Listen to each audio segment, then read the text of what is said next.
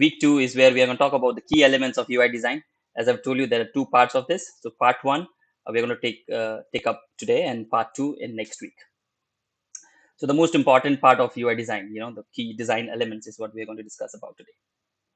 As I've told you, disclaimer, let's understand when I'm talking about building blocks, or when I'm talking about key elements of UI design, what exactly are those, right?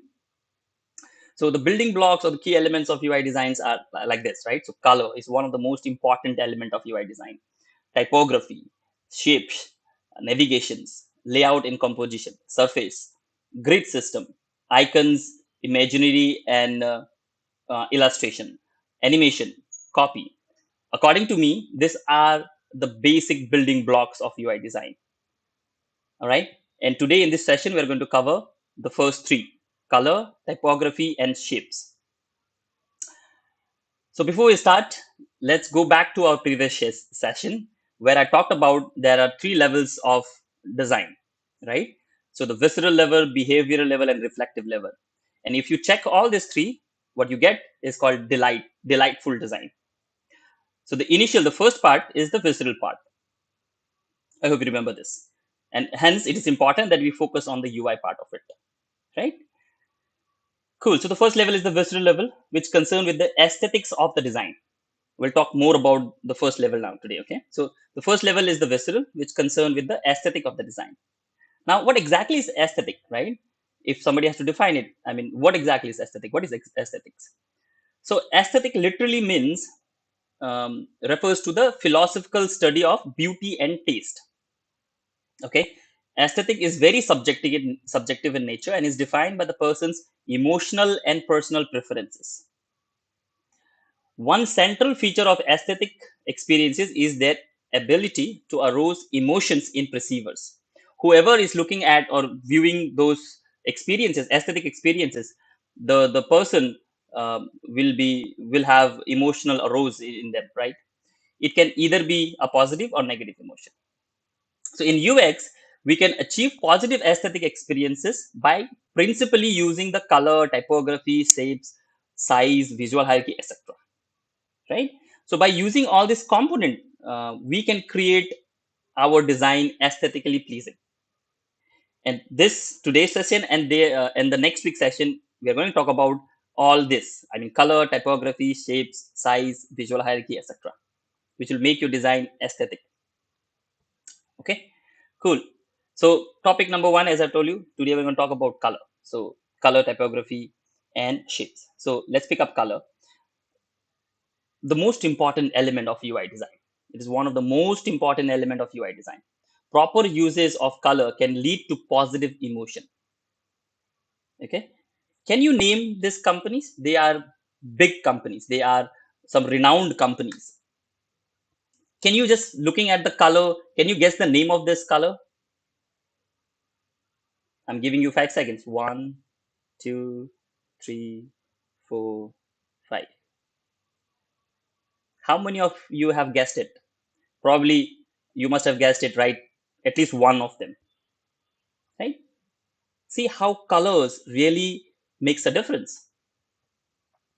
I mean, color can really make or break the product. And it is not a one-day call that's out of the blue moon. The CEO of the company comes out and said, "Oh, okay, yes, we're gonna use blue color. We're gonna use green color for Spotify," right? They don't do that. They have been continuously studying about the effect of color, and then they're improvising the color. And today, this is where they stand, right? It's pretty important that we focus on the color. Okay. Next up, can you see this interface? I mean, it looks bland, right? It doesn't have any color, any emotion. No emotion is there. I cannot have any feeling here.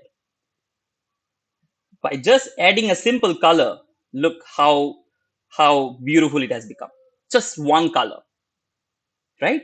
See the previous one, now with color. It looks amazing, right?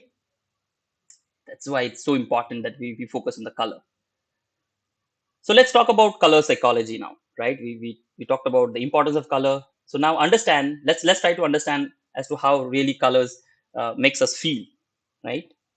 So color psychology is a study of how different colors affect human emotions and behavior. Red color makes us feel exciting, love, energy, right? Orange denotes success, bravery, confidence. Yellow, happiness, creativity, warmth. Green, it relates to nature, healing, freshness. Blue, it denotes trust, loyalty, peace. Pink, compassion, sweet, sophistication. Purple, royalty, luxury, ambition. Brown, dependable, trustworthy, simple. Black, formality, security, sophistication. And white, clean, simplicity, and honest. This is how this color denotes psychologically. Okay, next up. Now that we understand the psychology behind the color, let's try to understand as to how do we really execute by choosing color, right? So these are some basic things which we have to understand before we really choose a color for our product. Okay, so the color wheel is a chart representing the relationship between colors. This look like this. There are 12 colors in this circle, and the fun fact is this is invented by Isaac Newton in 1666. Okay, so there are 12 color which he has created this wheel, and the wheel consists of 12 colors, and this triangle represents the primary color, right? So, and then another triangle which represents the secondary color, and remaining all colors are known as tertiary colors. But mind it, this is not the primary color for your application. Okay, this is the primary color for the color wheel. Now we consider this as a primary color for ease of our understanding. I mean, there are millions of color, I hope you understand that, right? And then out of those million colors, Isaac Newton has brought it down into just 12 colors, right? And then out of these 12 colors, this has been further divided into three types: primary colors, secondary color, and tertiary colors. Okay, cool. Let's move on. Now let's try to understand some colors terminology. Hue. Hue is another word for color. We can say this is a green hue, or we can say this is a green color. Okay, it's an alternate word for color. You can either call color or you can either call hue. Okay, those are the colors which can represent it here. I mean, you can have all the 12 colors here. Okay. Then next come is saturation.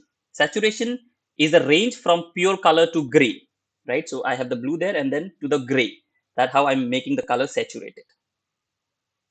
Then I have lightness. Lightness defines how bright the color is from black to white. So black to white, right? How bright is the color? And then shade is basically when we add black to a hue, or we can call it darker shades, right? So this is shades. And then we have tint. Tint is basically we're adding white to our color. It's very important to understand this. Okay, so hue, saturation, lightness, shade, and tint. Using all this thing, looking all these methods, we have created 10 millions of color, 10 millions of color out of just 12 colors which Isaac Newton has given to us. Okay, so this is how powerful it is. Let's move on. So you might be using some design tool, you might be using some I guess you might be using Figma, right? How does all those things fit into this, right?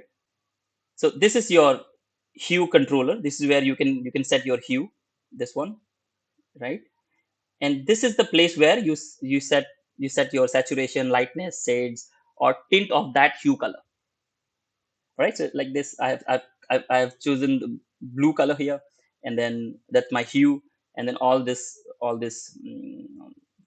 places I can set my saturation, lightness, shades, and tint for that color. Cool. Let's move on. Okay, now that we have understand the color psychology, now we have understand some color terminology. Let's try to understand as to how do we really make up colors. How do we really create colors for our applications? There are different methodology which can be used, and these are called color harmony, right? So color harmony is the basic color theory techniques for combining colors, multiple colors into one set of colors, right? So when we have a when we call it a palette color, we drive these colors from our color harmony methods. Okay, So there are seven which I have noted down here. There are many more, but these sevens are the primary methods through which we generate color schemes. Okay, the first one is the complementary color. The second is split complementary colors, and then third one is analogous and triadic, tetradic, square, monochromatic. We're going to talk about each of this in detail in next slides. So the first one is complementary color. Complementary colors are those two colors which are bang opposite to each other in the color wheel.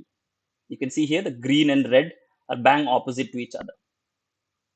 Okay, and when you look at them, they have some kind of symmetry. They have some kind of feeling together. They go well together. That's the meaning of color harmony. Okay, so they go well together. One of the example of this is the Heineken logo. They have exactly used complementary color to create the logo. Next one is split complementary, wherein we have one key color at the top or anywhere in the color wheel. And instead of choosing bang opposite color, we have to choose the alternate, I mean the color which is beside them, beside the second key color. And that way we'll get three colors. And the company who has used this tremendously well is Airtable. You can see the three colors has been chosen according to the split complementary color harmony. So you don't have to really restrict from here to here. You can go from here and choose these three colors, like this color and these two colors. You can go and choose green and then this two color from here. So it's up to you. You know how you can revolve or you can rotate this triangle according to your needs and requirement. Okay.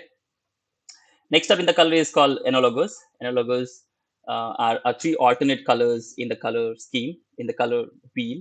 And these are the companies who have used this pretty well, like PayPal, MasterCard. MasterCard is exactly the one which I've shown. Or I mean, no, there's three colors they have used.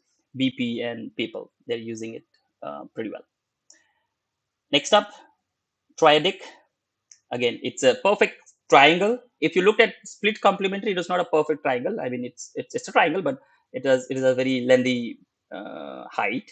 This one is perfect triangle, wherein we have three colors taken up from the color wheel. And the best example for this is Burger King. You can see perfectly three colors has been chosen according to the color wheel. Next up, tetradic.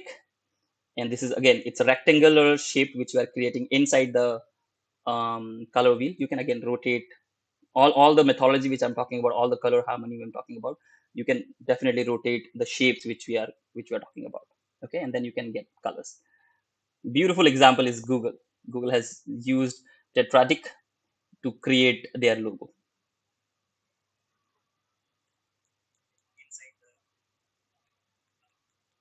Okay, next up is square. Again, the philosophy is saying that you will have a square inside your color wheel, and wherever those colors are mapping, you choose those colors. And best example is Microsoft. Microsoft has taken this four color according to the square methodology. And last but not least is, I'm sorry, did I miss something? No, square. Last but not least is monochromatic color. Monochromatic colors are the colors which is shades or tints of the respective hue, right? And best example is Animal Planet using it. So these are the methods through which you can create a lot of different color palettes. Okay, let's move on. Now let's create a color palette. So you have understand the psychology, you understand the importance of color, you understand the psychology, you understand um, the color harmony philosophy. Now let's create a color palette for our product. Okay, so the first thing which you have to do is you choose a primary color, right? I mean, you have to choose one color which will really resonate to your brand, right? And basically, most of the time, what happened is it is not UI designers' job, but if you are sole person, a sole designer in the company, you might be have to choose this color. But most of the time, brand team choose this color for the company. Okay, so you have to first choose a primary color, any of this, which is according to your philosophy, right? However you want to uh, you know make your customer or user feel. Say for example, you relates to an agricultural product, right? Definitely you will go ahead with green. If you are youth focused, if you focus to a youth, right? If the company is focusing towards the youth, then orange is the color. If it is luxury product, right, we definitely go ahead and choose purple color. So you have to choose one primary color first. That's prime importance. Step two, choose a secondary color if needed. Sometimes you might need secondary colors, but in UI design, I have seen that um, one color suffice the requirement. But if it is required, then we definitely can take secondary color as well. Next, number three is choose semantic colors. Colors which wherein you can show a success message, warning message, error message, and info message. Right? This kind of colors you have to choose. So with this, you have chosen one, two, and six colors. Right? Now, once you have chosen your six colors, next step is to create tint and shades of this color. Okay, like this. So don't get overwhelmed here. So these are the colors which I have chosen. Say for example, I've chosen only four color, right? I have not chosen the secondary color or one color from the semantic color. So I have only four colors. So these are the four colors on the left hand side, right? These are the uh, these are the tint and these are the shades, right? By using this, you can see that I have come out with so many colors so that I can use for my brand, right?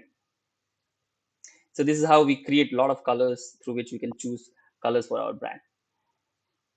And then number five, we have to set up grayscale. We have to create a grayscale as well. Now, grayscale is very important, wherein you can define grayscales, shades of one of the scales as your background color or as well as your text color. So it's very important, and be consistent with grayscale as well. So I have seen UI designers not focusing on uh, creating a universal token or universal shades for that particular gray, and that gray has been used multiple time in multiple ways, and that creates inconsistency in the system. So you should definitely create a grayscale as well.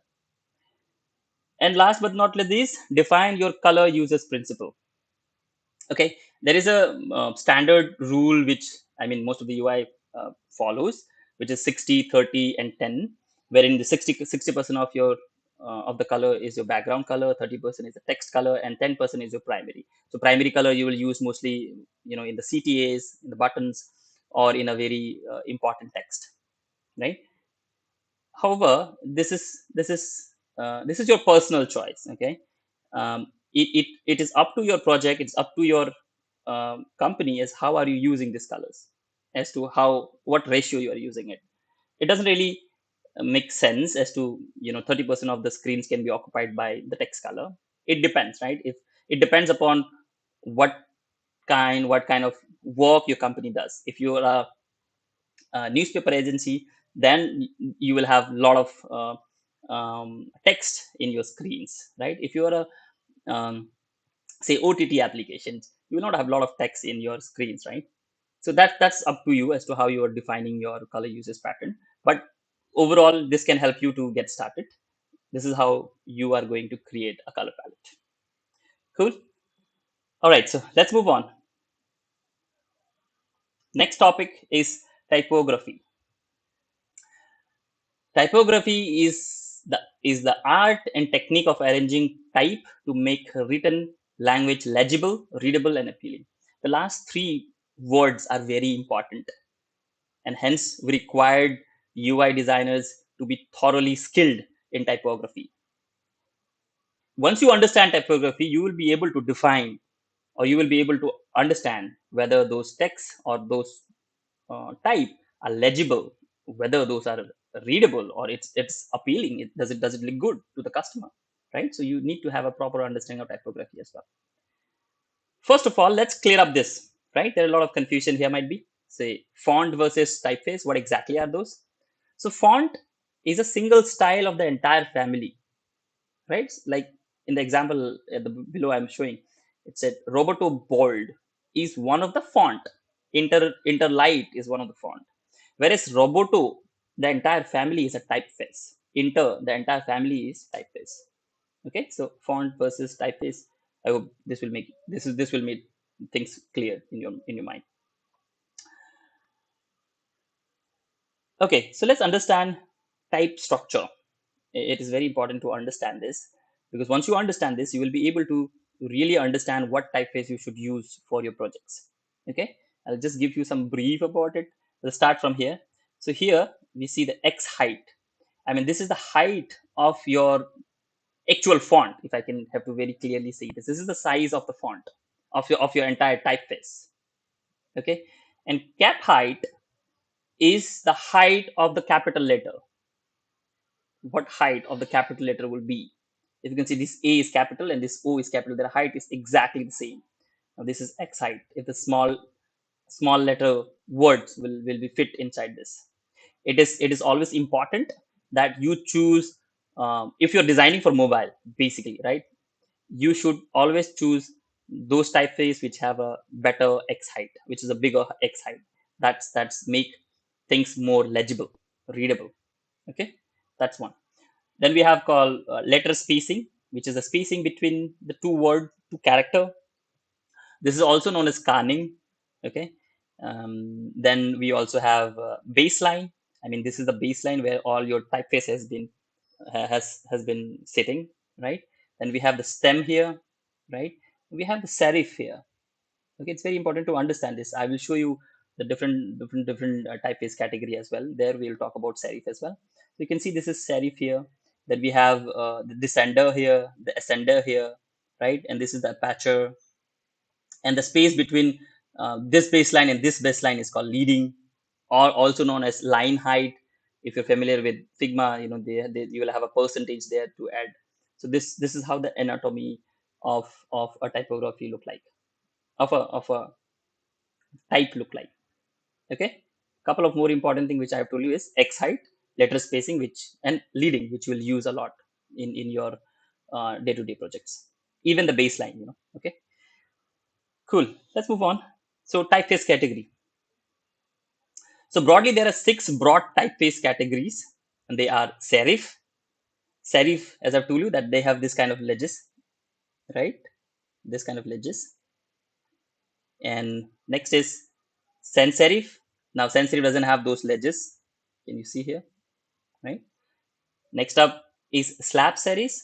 Slab serif, basically those ledges which are in a slab format, big, right? Bold and all stuff. Next is script. Again, it seems like a handwritten thing.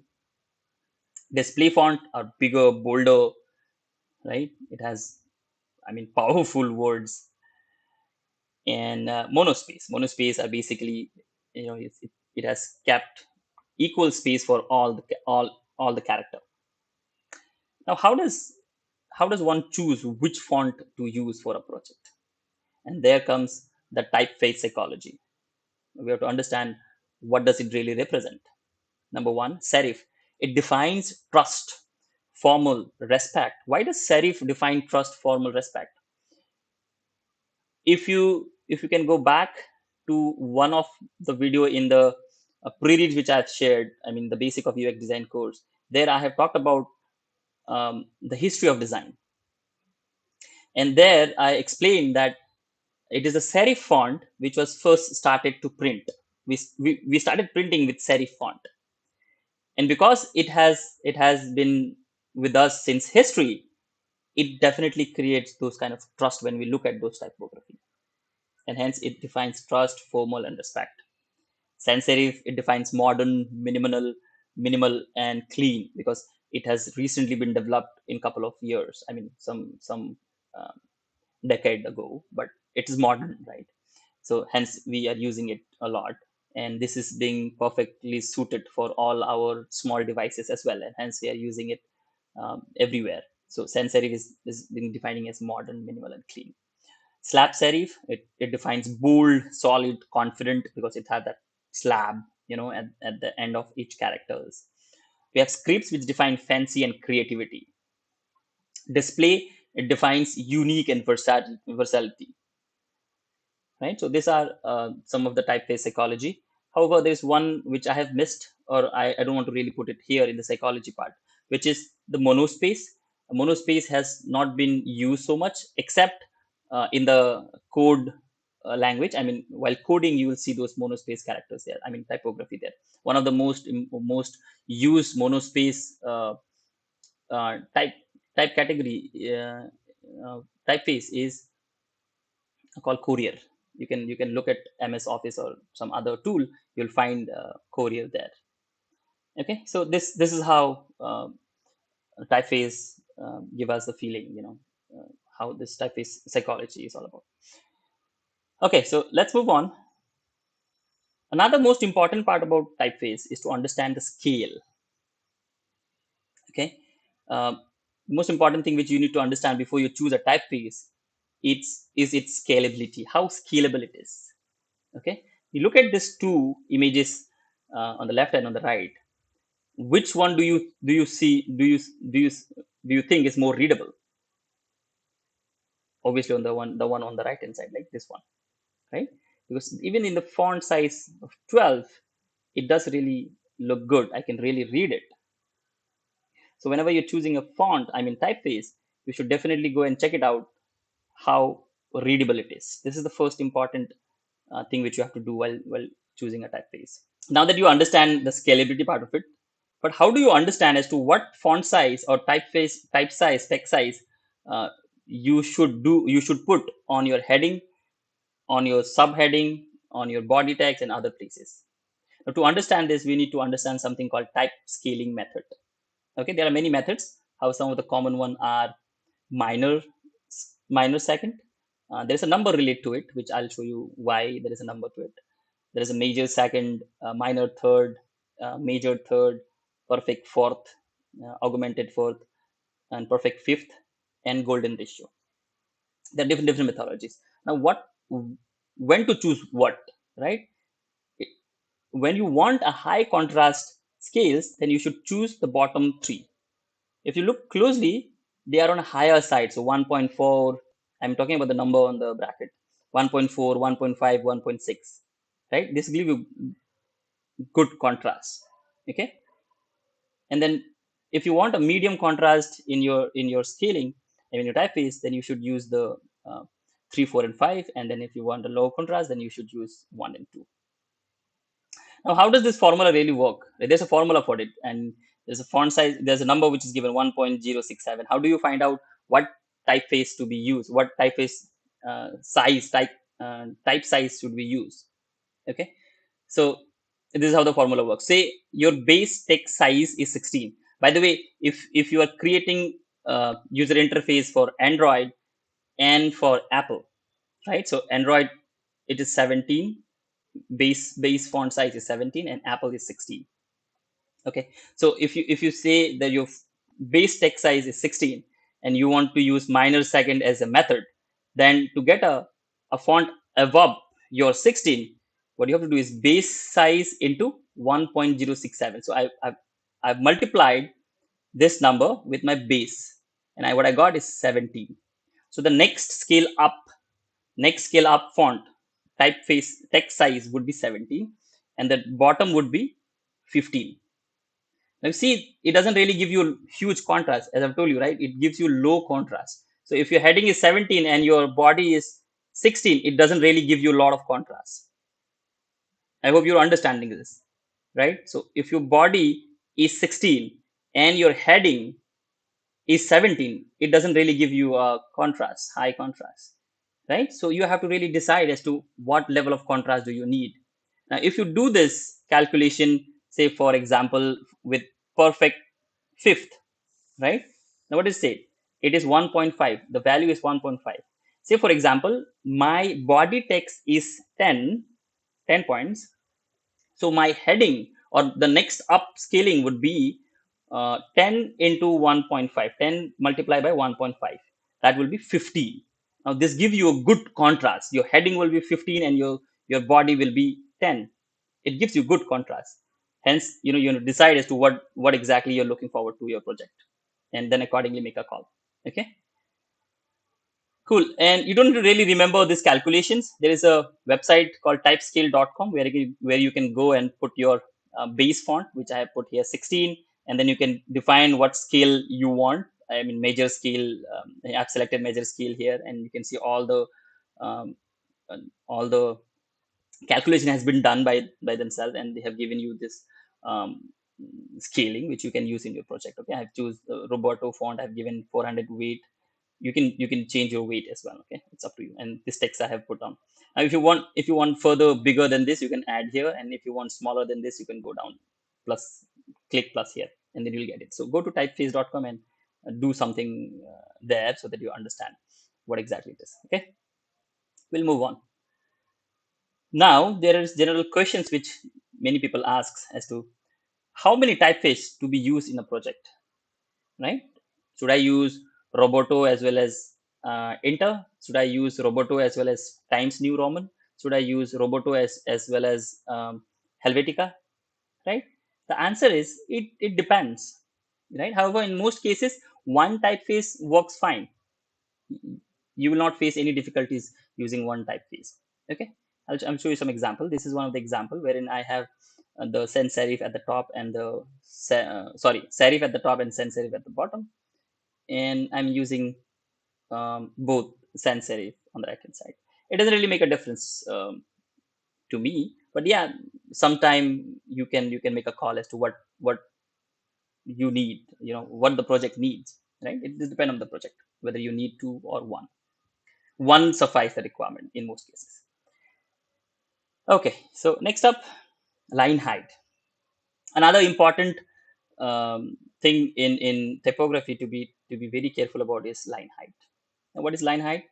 Line height is the space between the lines of text. Okay, so here's an example without a line height, and this with the line height. So obviously, the right hand side becomes more readable. It's easy to eyes. I can. It is not clumsy. I can really read it. Easily. So, and the standard line height to be used is 150% of the text height. Okay, so whenever using, say for example, whatever is, I mean, you have in Figma, it directly asks you as to what percentage do you want. So you can directly put 150% of that, and your line height will be applied. Okay, so now things to remember while choosing a font size, typeface. Okay, first thing first, get in-depth understanding of your project. As I've told you that it is very important that you understand your project first. If you are a newspaper agency, right, then you want to play a lot. You're going to play a lot with typeface. However, if you're OTT application, typeface are on minimal uses, but it is there, right? So it depends as to what project you are doing. So you have to very carefully understand the requirement of your project. Next is understand what would be your minimum and maximum type size considering all the screen type. So you will have different screen size, right? So what would be your maximum minimum typeface, right? Choose a typeface considering the typeface psychology as well as considering the scalability.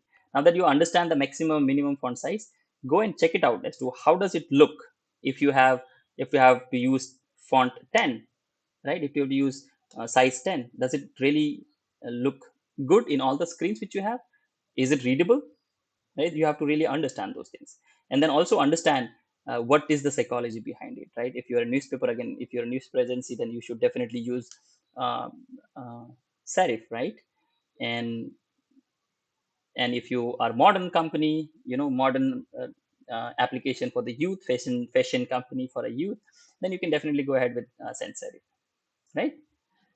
Number four is choose your type scale methodology by understanding what level of contrast do you need. As I've told you that you should go and understand what methodology to be used, golden ratio or perfect fifth. It depend upon you as per the needs of the project.